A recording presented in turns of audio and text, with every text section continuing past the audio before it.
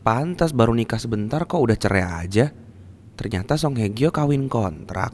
Iya, ini mau ngomongin drama yang kayaknya nggak mungkin ada yang nggak suka deh. Full House.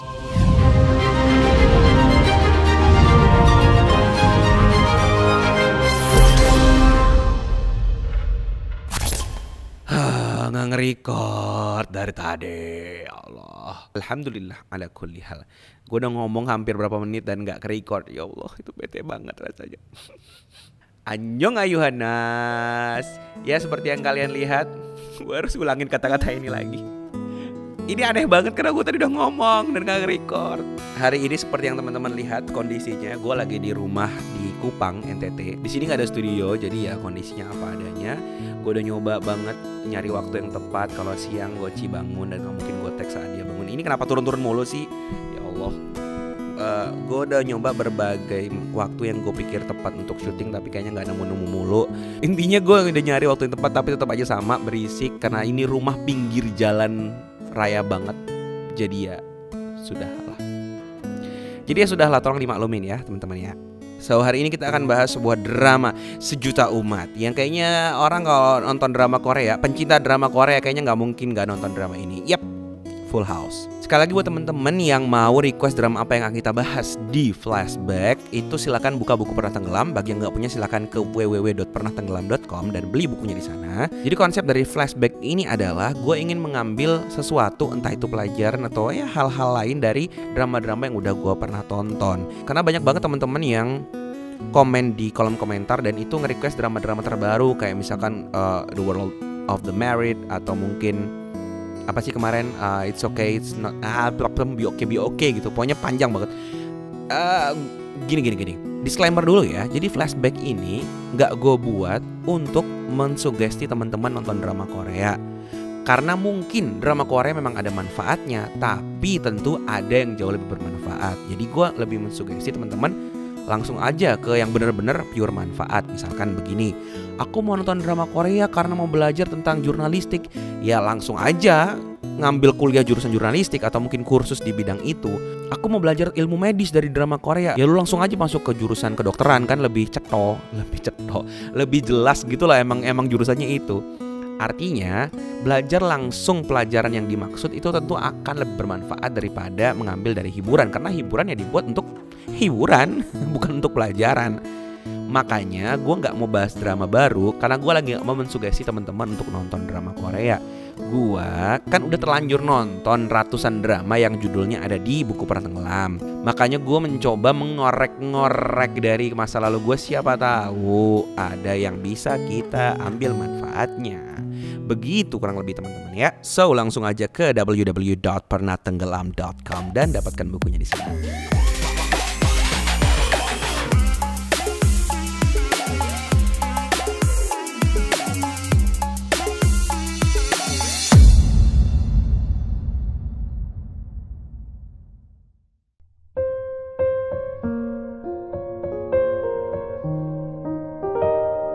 Gue gak bisa berhenti senyum-senyum waktu memilih untuk men-flashback drama ini. Karena jujur gue pernah bucin banget sama drama ini. Serius, gue pernah suka banget drama ini. Jadi ini kayak generasi awal, drama generasi awal. Drama ini lumayan serius ya digarapnya. Bahkan kalau teman-teman tahu Full House itu rumahnya itu tuh beneran dibikin hanya untuk drama ini. Menghabiskan miliaran rupiah untuk itu. Secara garis besar, drama ini bercerita tentang Han Ji-eun, seorang anak yatim piatu yang tinggal sendirian di rumah besar peninggalan orang tuanya. Dia punya mimpi untuk bisa jadi penulis, walaupun kualitas tulisannya emang kelas mimpi aja, karena gak mungkin jadi nyata, saking jeleknya. Suatu hari Han Ji-eun ditipu oleh sahabatnya yang lagi butuh uang. Han Ji-eun dibelikan tiket ke Shanghai, katanya sih hadiah jalan-jalan. Han Ji-eun udah ragu duluan, secara dia tuh gak pernah keluar negeri sama sekali gitu loh. Kalau ada apa-apa ntar gimana. Tapi temennya ini mencoba meyakinkan banget kalau dia akan baik-baik aja, semua tuh udah disiapin di sana. Padahal bohong. Mungkin sahabatnya kalau zaman sekarang udah jadi YouTuber prank ya. Habis ini bikin klarifikasi dia. Jadi mereka cuma mau Han Ji-eun ini pergi, terus nanti rumahnya Han Ji-eun mereka jual. Tapi sebelum lanjut, ini yang gue heran ya, gue nggak ngerti gimana sih sistem jual beli rumah sebenarnya di Korea. Karena kan gini, Han Ji-eun kan emang keluar negeri ya, tapi kan temennya ini nggak tahu surat-suratnya di mana. Kok bisa temennya ini ngejual rumah ini secara resmi dan sah secara hukum dan lengkap katanya surat-suratnya, padahal kan dia bukan pemiliknya. Gue nggak ngerti ya. Mungkin beda dengan Indonesia ya. Atau mungkin emang ini udah sahabat dekat banget sampai surat-surat rumahnya tuh dipegang sama dia gitu. Gila kali, teman macam apa ya.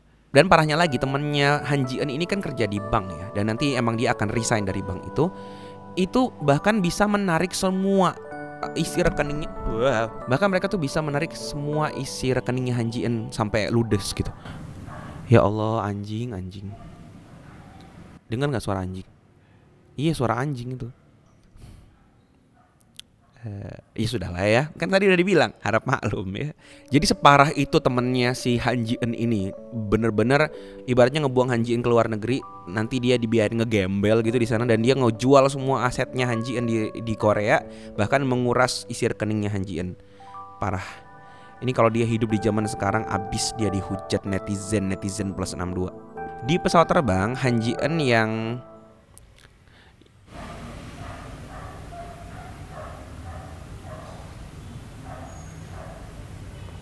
siapa sih yang ganggu tuh anjing sampai dia ngegonggong mulu? Aduh, biarkanlah dia tenang beristirahat tidur. Jadi ini sebenarnya nggak fokus, bukan kalian ya, gue yang nggak fokus nih. Aduh. Di pesawat, Ji Eun yang nggak ngerti kalau dia lagi ditipu, itu ternyata dia duduk di kelas bisnis dan dia ternyata duduk di samping seorang artis terkenal Korea, yaitu Lee Young Jae.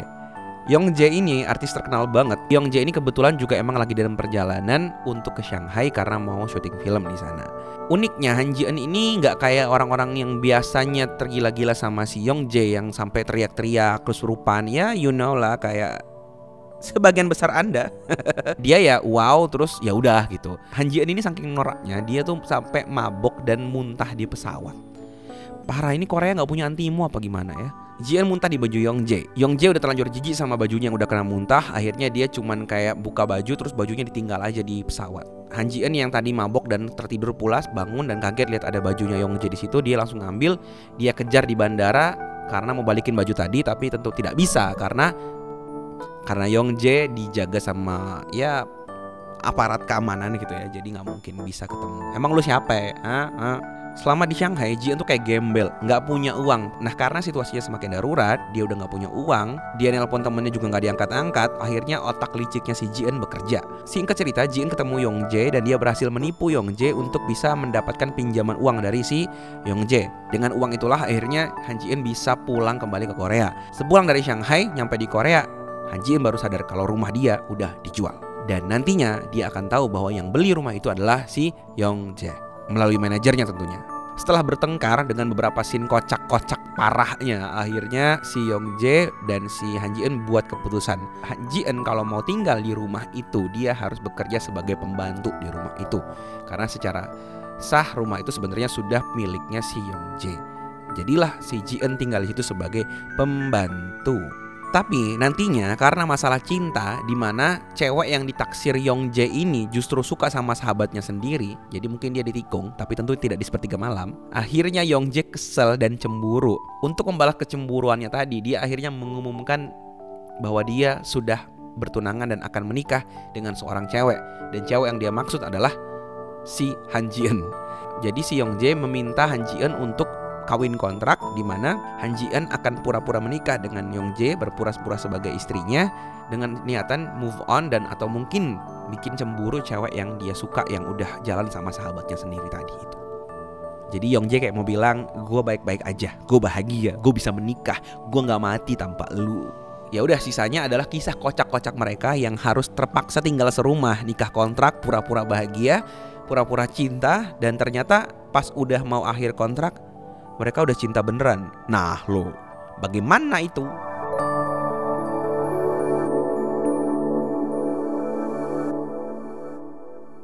Gue nggak tahu ya. Mungkin banyak, tapi gue ngerasa drama ini salah satu drama yang scene lucunya tuh kayak hampir selalu berhasil bikin ketawa dan hampir ada di semua episode. Selain mungkin karena situasi dari skenario yang dibikin rapi sehingga mendukung kelucuannya, gue ngerasa salah satu faktornya adalah emang actingnya Song Hye Kyo yang dari dulu tuh kayak tiada lawan.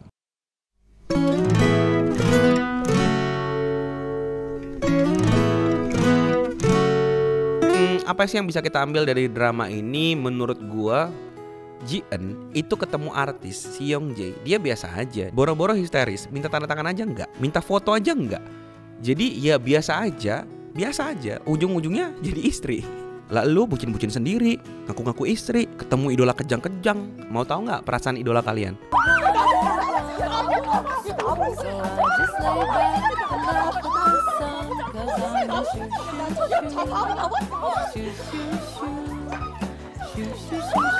Tuh, aslinya tuh begitu perasaan mereka. Makanya biasa aja. Coba deh teman-teman perhatikan orang-orang yang bisa berada di dekat-dekatnya idol langsung. Entah yang jadi wardrobe-nya, make up-nya, manajernya. Itu kan pasti orang-orang yang berlaku biasa aja. Idol tuh sebenarnya males deket sama orang-orang yang kalau ketemu kejang-kejang gitu kan ya. Sebenarnya nggak cuma idol, orang biasa, siapapun di dunia ini juga nggak mau deket sama orang serupan.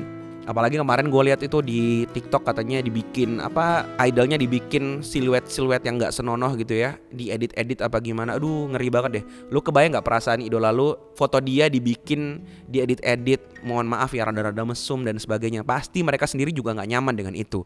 Yang kedua, cinta itu bisa tumbuh sendirinya seiring kita bersama. Sering bareng, cinta akan tumbuh. Jadi menurut gue, sama siapapun orangnya, asal kita sering bareng, sering sama-sama, pasti lama-lama kita akan suka. Contohnya aja deh, teman-teman pernah ngerasain pastikan. Misalkan teman-teman yang cewek punya temen cowok yang itu sebenarnya jauh dari kriteria calon suami atau calon pacar idaman kalian. Tapi karena sering bareng-bareng dan dia itu sering ngasih perhatian lebih daripada siapapun yang di sekitar kalian, akhirnya terbesit sedikit di hati kalian, nyaman dengan si cowok tadi, suka dengan si cowok tadi yang padahal itu sahabat kalian. Karena apa? Sering bareng-bareng. Sebaliknya, orang tua sekalipun atau mungkin pasangan, kalau misalkan dia kelamaan jauh ya, awalnya mungkin saling cinta tapi gara-gara sering berjauhan lama dan akhirnya jarang komunikasi misalkan ya, akhirnya membuat cinta yang pernah ada itu pudar perlahan-lahan. Itu sudah normal gitu. So dari sini teman-teman sebenarnya bisa punya gambaran bahwa yang penting kalau mau menikah itu bukan cinta. Karena cinta pasti akan tumbuh seiring teman-teman sering bareng dan berproses bersama-sama dengan pasangan yang teman-teman nikahi. Jadi sekali lagi, yang penting bukan cinta untuk menikah. Yang penting adalah dengan siapa teman-teman mau jatuh cinta. Jadi kalau mau menikah bukan mencari orang yang kita cintai, tapi mencari orang yang tepat untuk diajak bersama-sama membangun cinta. Tapi gimana kita bisa bersama kalau nggak cinta, Kak? Rumusnya jangan dibalik-balik, Ijah. Justru karena sering bersama itulah nanti akan muncul cinta. Mungkin yang teman-teman maksud adalah ketertarikan. Gimana bisa bersama kalau nggak tertarik, Kak? Nah itu betul. Makanya saat ta'aruf kan yang dicari orang yang menarik buat kita.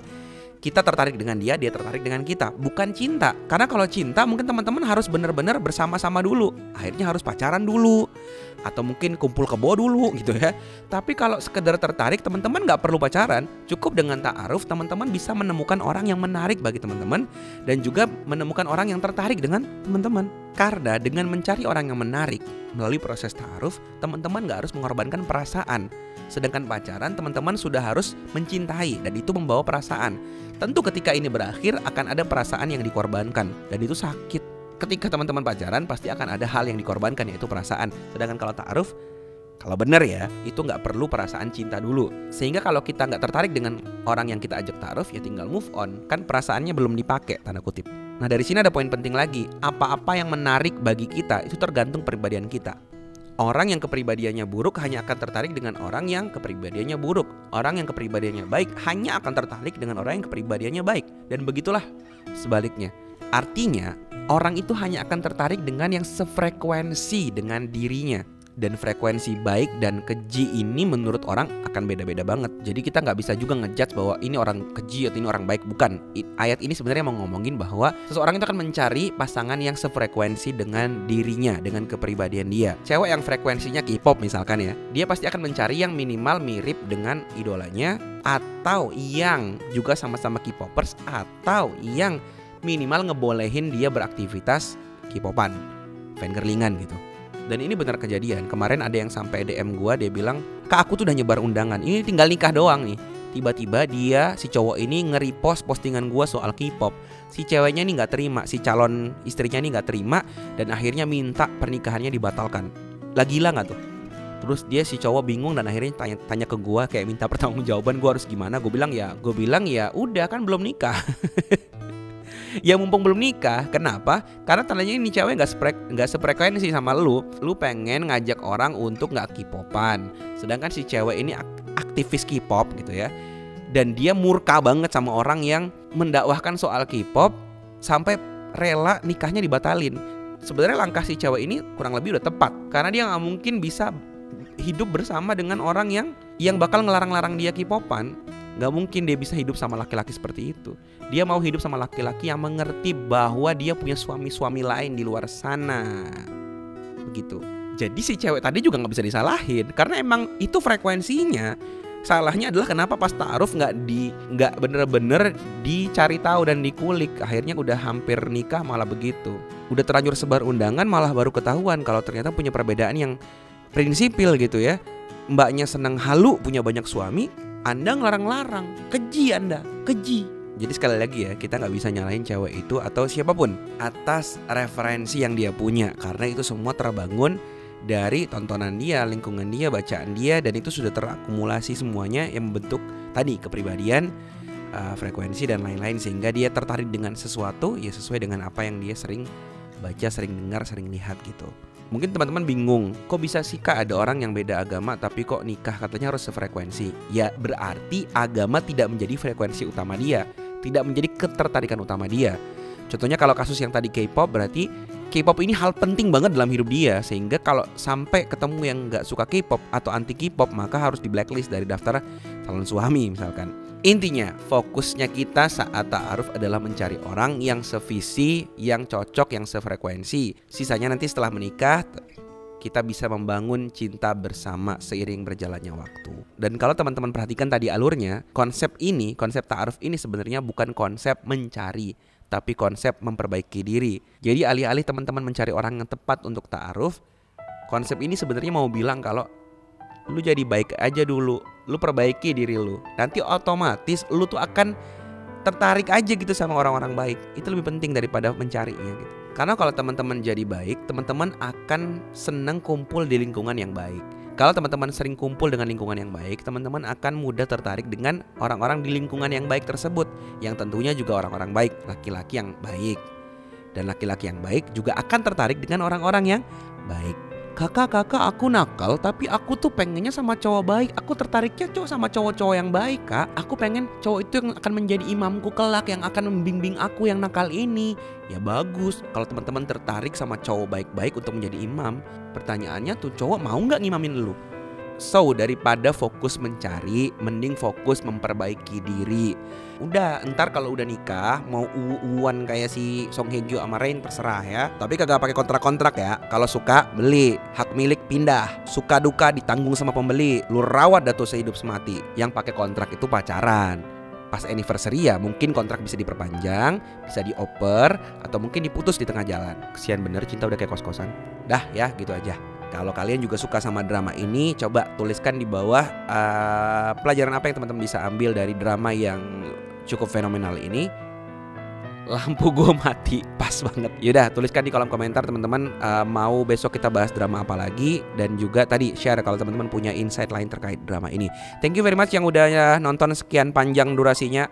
Bye bye, sampai jumpa di next episode selanjutnya. Gue Fuad Naim, assalamualaikum.